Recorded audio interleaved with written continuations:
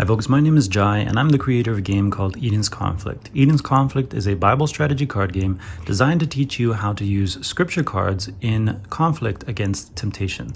So the goal of this game is to take the abstract idea of spiritual warfare and bring it into a three-dimensional gameplay feel that not only gives you the learning opportunity of a strategy game and building the mind and how you strategize, but also teaches you how to utilize God's scripture in battling the tempter. And in this case, the tempter is the game. So the game is the tempter.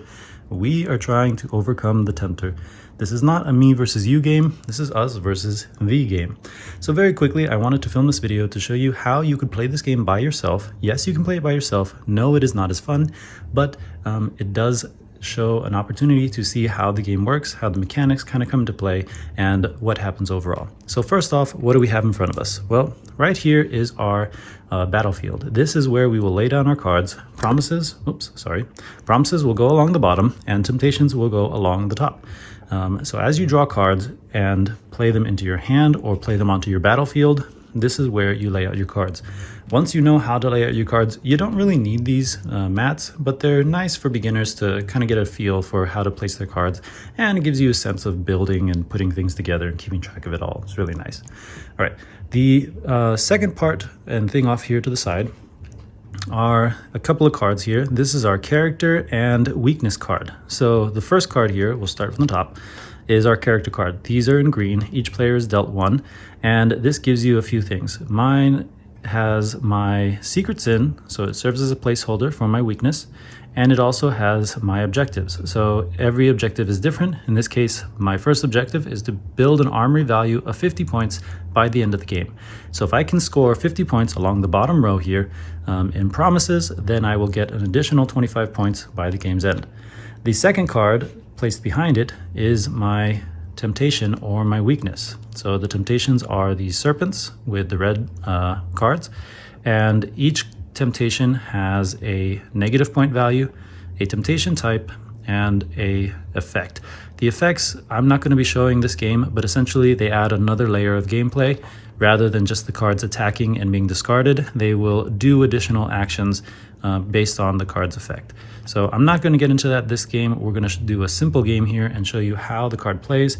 But when you start off, every player starts with a character card and an objective, or their character card with their objective and a temptation with their weakness. So what happens with weaknesses? Well, weaknesses mean that any temptation that I draw that matches my weakness is twice as powerful. So if I draw another pride card, whatever that point value is on the card is twice as strong because I am vulnerable to pride. I can get more weaknesses if I am attacked and have no armor. They will continue to add on and it will expand my list of weaknesses.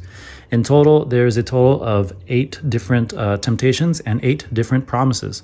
So knowing the type of promise and temptation, if you want to know what cancels out that temptation, it's all dependent on the color of the card. So in this case right here, and I'll show you now, this is my starter hand. So my starter hand, I'm beginning with 5 promises. That's the blue backs with the sword in the book. And each promise has similar temptations, a point value, a promise type, and in this case, a Bible verse. They also have a piece of armor, and that is for people who have an objective of building sets of armor or pieces of armor.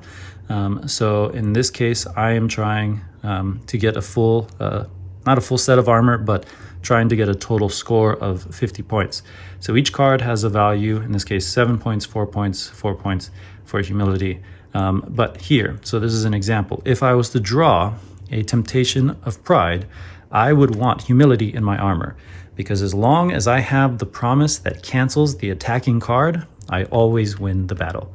So we're learning, right? We're teaching how to utilize God's promises to cancel out or defeat the devil at his own game. When Christ was battling Satan in the desert, he did not take time to argue. He simply quoted scripture, "It is written," and he quoted it as fact. So we want to know the scripture that is required for the temptation we are facing. So having the colors match up is the first way of defense. After that, I'm then comparing the score or the value of the card. So a 4-point card, not worth as much, but we'll see what we draw as we go along. All right, so the first thing I have is my hand. my 5 promises in this case. The second card I have here in my hand is a grace card. Grace cards are unique with the crown of thorns and the orange gold back. What the grace card does is it allows me to do things I wouldn't be able to do without grace. So in this case, by God's grace, I have a card that gives me the opportunity to resist one temptation for free, but not only resist it, it will also discard it back to the temptation deck. I lose this card, but I get to protect myself from one attack, and these are really valuable cards. They're kind of hard to get. I say that half tongue-in-cheek because I've seen games where people just roll constantly getting grace cards, and the odds are actually quite hard because there is only one grace icon in the entire 3, or out of the 3 dice. So there is only one grace icon that gives you these cards. So I've seen games where people keep rolling this and get grace cards, which I'm like, that has to be an act of grace in and of itself. But yeah, use these cards as you see fit. You get to play one grace card every roll. So keep these in mind and use them whenever you want, at any time you want, just as long as you get to play, as long as you play one per turn or per roll. Lastly, over here to my left is a little reference card. These come with each game. They are used to show me the promises and temptations, so I can keep track of what do I need to defeat which temptation. They also show me my dice, which is probably the most important part here. Actions for the dice are divided between evil and good actions. So evil actions are for the tempter, which is the game. Good actions are for myself. And when we're looking at what plays first, it's always the majority. So if the majority are evil, then the tempter goes first. If the majority are good, then I get to go first. On the back here, additional actions. So these actions boost, merge, and gift. You know, it's kind of hard to see with the light and the lettering. But these actions cost me one good action. So I have to give up one of my good actions in order to do one of these on the back. And then once per turn, I can activate a grace, and I can also help a friend. Since I'm playing by myself, I don't have the help a friend option for me this round, but I'm going to go ahead and play the game and show you how you can play it by yourself and what happens when you do that. Lastly, I'm going to explain here is dice roll. So when you roll the dice, you would roll the dice and then you would perform the actions that are shown. So in this case, the person who rolls does all 3 actions, good or evil. You do them all. And then before the dice are passed to the next player, each other player must perform one of the good actions or one of the bad actions if there are no good actions available. So in this case, if I was to roll these, you would get to choose to build, and then we would pass the dice once everybody else has built, and then the next person would roll. Since I'm not playing with anybody else, I'm going to go ahead and continue just rolling by myself and doing the actions for myself and the game. So let's get it going before this video gets too long and see how it turns out. All right, so any temptations on your battlefield count as negative points against you.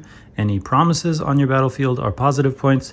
Anything in your hand by the end of the game is useless. It counts as nothing. So you want to play your cards onto the battlefield as quick as possible to get points.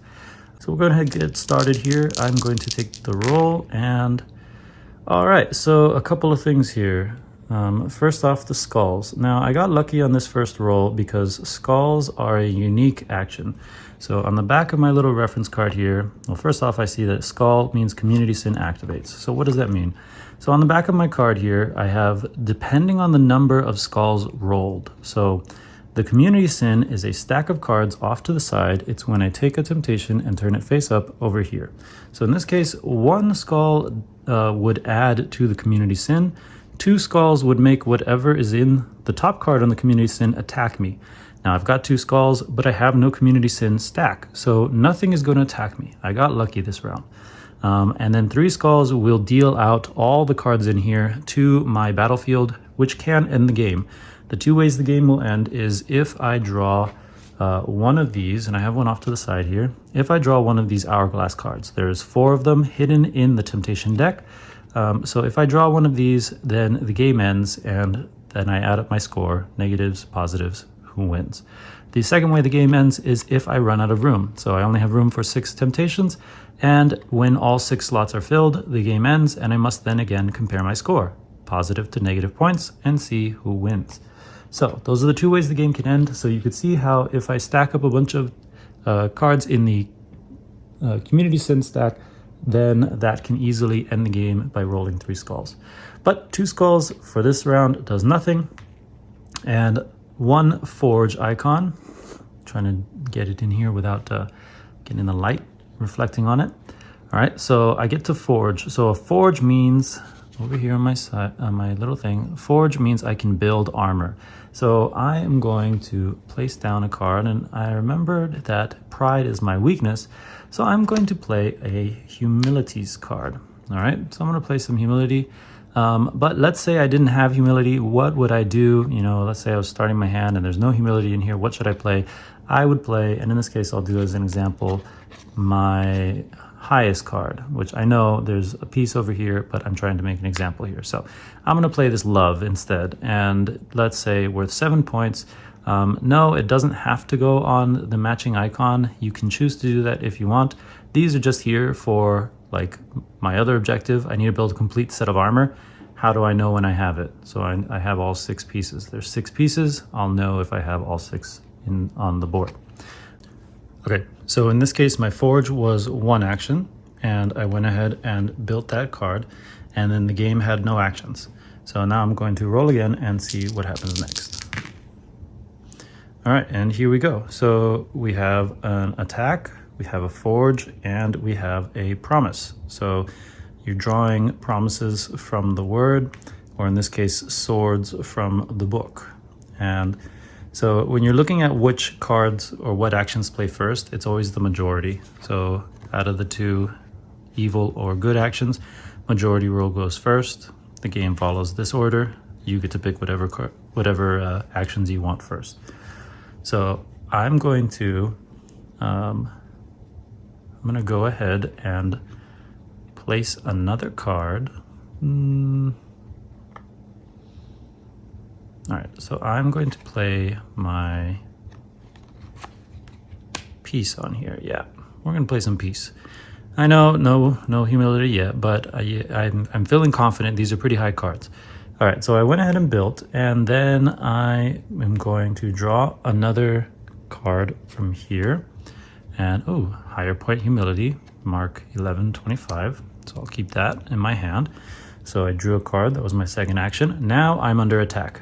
I have no temptations in front of me to attack, so the tempter is going to hit me with the temptation from its temptation deck.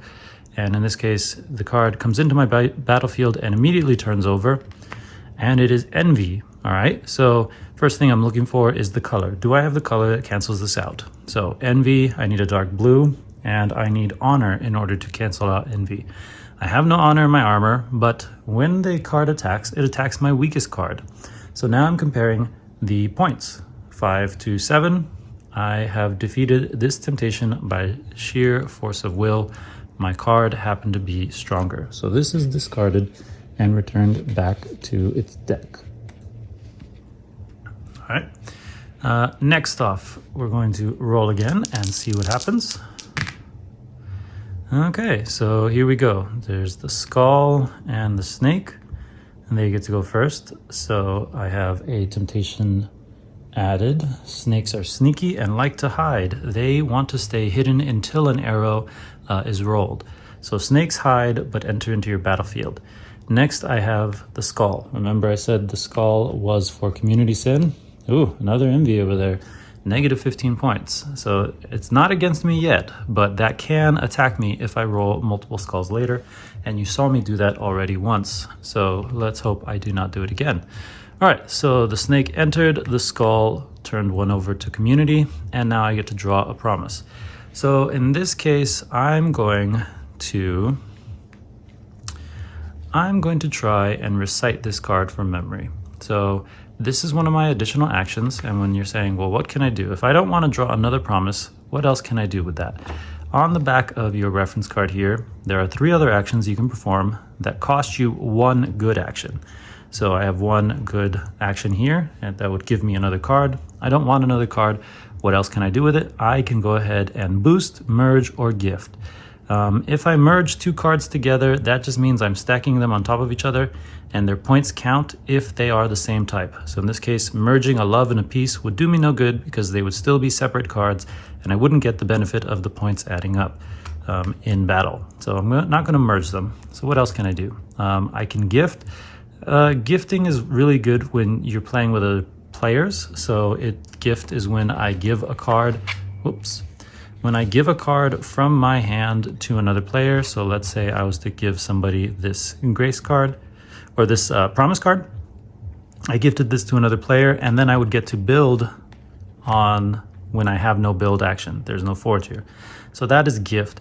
I don't have another player to play with, so I'm not going to use the gift action right now. So what can I do? So I'm going to do the final action on here is called boost. And boosting basically allows me to try and recite the card from memory. And if I were to say it correctly, I would get the points.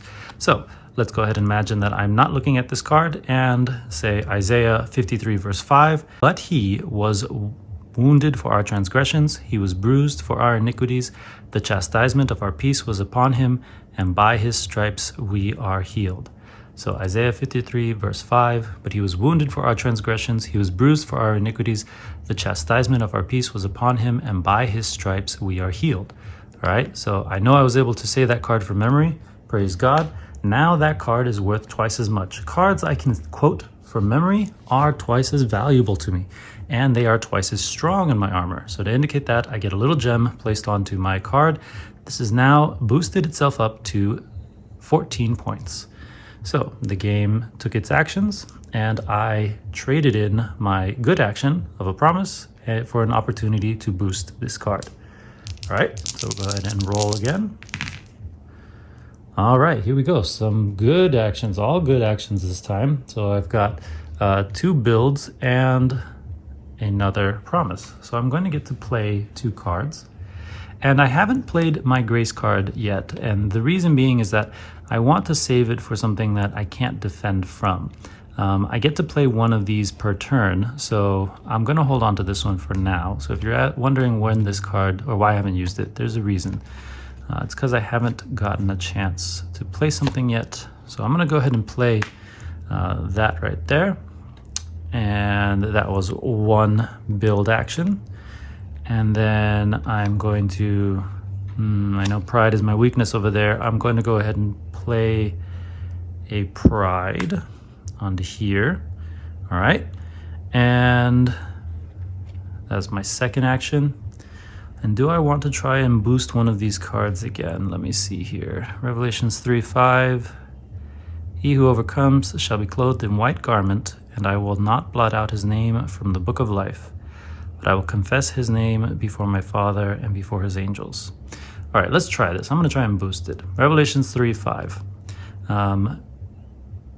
He who overcomes shall be clothed. Okay. He who overcomes shall be clothed with white garment, and I will not blot out his name from the book of life, but will proclaim his name before my Father and before his angels. Confess his name before my Father and before his angels. I'm going to go ahead and say I got it. Proclaim, confess, tomato, tomato, slight cheating allowed because I made the game, sure. So yeah, let's say that I got that and didn't screw up on camera. And so now this is also worth additional points. I've boosted my card from 4 points to 8 points. And that was giving up my good action to do that. So that was nice. I got to do 3 actions. The Tempter had no actions that game or that round. So now we're going to go ahead and roll and see what happens next. Okay, here we go. So the Tempter is coming back here. Now here comes the attack. I get to build a couple first. So I'm going to go ahead and place some cards down. So I'm going to go ahead and build one onto here. And I am also going to merge. So this was the second action that I talked about. So merging 2 cards together adds their strengths together if they are the same type of card. So here I have 2 humility cards, both pretty low, 4 and 5 points. I could try and boost them, but in this case, I'm going to go ahead and just merge them the way they are. Once you merge two cards together, you cannot unmerge them, and you cannot try and boost the card behind it. So if that's the one you want to try and boost later on, you have to have that one on the top. But whatever is on top, that is now the card. The other one is as if it didn't exist, but you still get the points. And if your objective is to complete a set of armor, you still get the armor piece with it. So it's basically a card worth twice, or whatever the points are, plus 2 pieces of armor, which is nice. And merging two cards that aren't the same, they don't get that benefit. So I have 2 cards left in my hand, and I used 1 to build and 1 to merge, and now the game is attacking me. So I'm going to go ahead and turn over the snake that has been hiding. Deceit. So Deceit has come, and it is attacking my armory, and in this case it's going to attack my weakest card. Now, a couple of things that could happen here. One, I can choose to lose my weakest card, because my weakest card here is my 8-point card, actually, which at one point was my highest card. So if I'm attacked, this card is discarded and I would lose it. Now, I say I can choose to lose it or not, because I have in my hand, I have Truth, which is the card I need to defeat Deceit, but I didn't know that was there. So I have the option to play my 1 grace card, which in this case, my 1 grace card is my Silent Defender. So by God's grace, we are protected. I'm going to go ahead and use that. I don't want to lose this card just yet. So I'm going to play my Silent Defender. And now as the game attacks, I can play my grace card at any time, before or after the dice roll. Now as this card attacks, I not only resist the temptation, but I also defeat it in the process. So yes, I lose my Silent Defender card, but I also discard the temptation along with it. So both of these cards are returned back to their respective decks. So the grace card goes there, and the temptation card goes in here. All right. Okay, now we're going to roll and see what happens next. Okay. A couple more cards, so I get to draw, and I'm going to draw some more cards. Hey, some more Truth in there. And all right, another piece. That's a good one. And get some points if I can merge those together. And the Tempter is putting out some snakes. So the sneaky snake is hiding. I don't know what it is yet, but I know it is negative points against me. So far, I'm doing pretty good this round. Roll again. All right, 2 more builds, another snake. So I'm gonna play these 2 into here. And now you see I have no more room for promises. This is where you merge your cards to make space. So, but I played both my actions to build, and now another snake is added.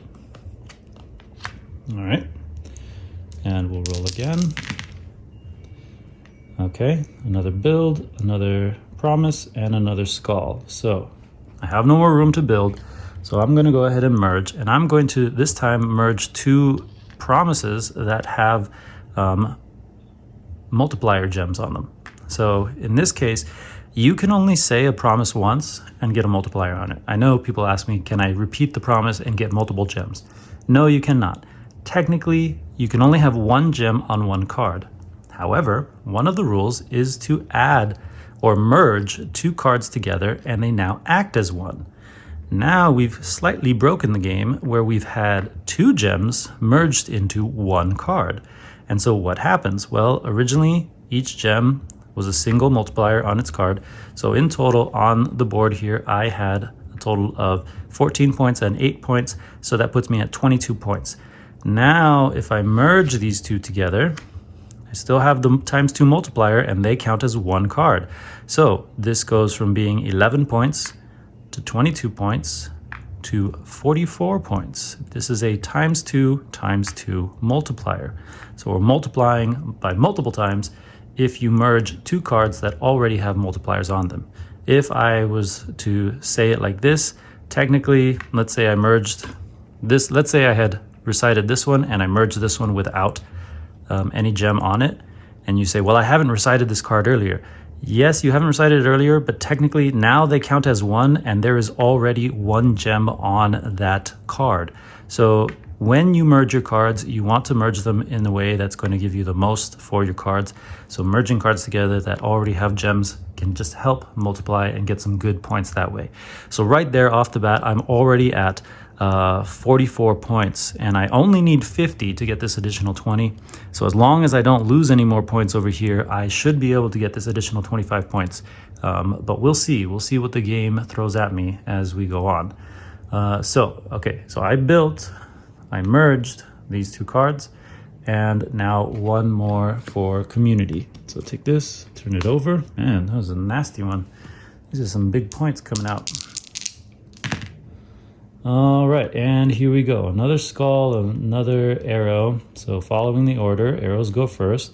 And in this case, I'm going to turn over one of these and get attacked. Eeny, meeny, miny, mo. Let's turn you over. Deceit. Deceit attacks, but truth is now part of my armor. So I am resistant to this temptation. Boom. Deceit defeated because truth was built in. All right, so the game lost the attack. One more card turns over in the temptation. Ooh, pride coming up. Okay. And let's see what else. Oh, I get another promise.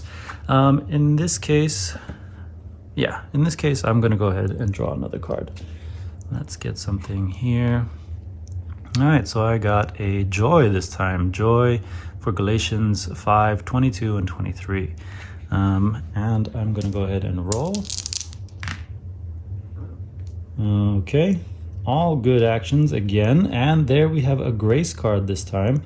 So far, this is quite an unusual hand where I've gotten pretty much good actions and very few evil actions or negative actions against me, which is unusual because the dice are actually weighted towards evil actions. And what I mean by weighted is there are more evil icons than there are good icons. So this is an unusual roll. And you might say, well, that's unfair. Why would you do that? The incentive is to get you to try and recite and build your promises through strategy. So you have to be at a little bit of a disadvantage in order to use that advantage to yourself. So in this case, I get to build, and I'm going to go ahead and build this promise on there. So that was my build. And then I get to merge, and well, I get another promise, but I'm going to go ahead and merge these two into here. So that will be my second action, merging those. And now I get to draw a new grace card. Oh, here we go. Here's a nice one. So grace cards are, again, power-up cards, things you wouldn't be able to do otherwise. And in this case, the player's choice card grants me the ability to recite any Bible verse I know and boost this card up to 20 points. So this card has a defense of 0, but is worth 10 points. A little hard to see there, but worth 10 points. So when I play this, if I can recite anything or boost this card, I can boost it up to 20 points, get some good points in there. All right, so those were my 3 actions. Now we'll go ahead and roll. Okay, here come some attacks. So first off, I am attacked. We are going to turn this over. Lust. Lust attacks me. I have love as part of my armor. So because lust is vulnerable to love, lust is defeated, and I won that round or that battle.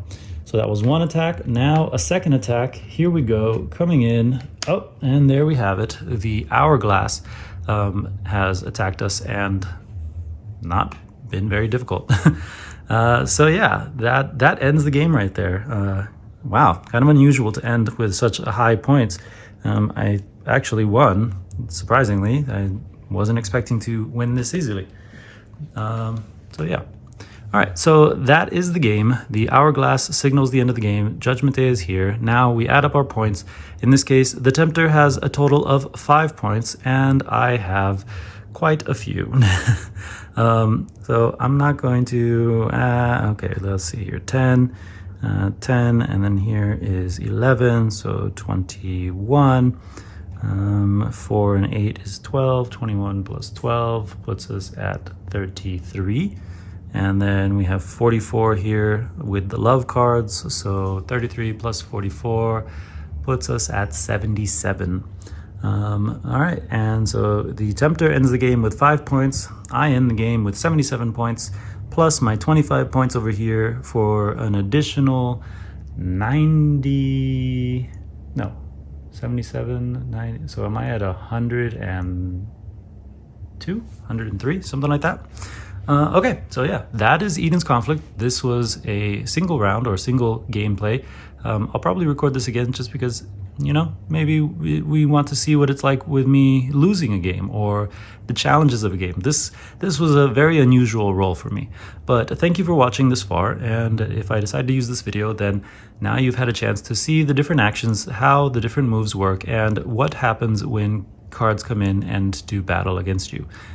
So thanks for watching, thanks for taking the time out of your day, and take care and God bless. Have a good day.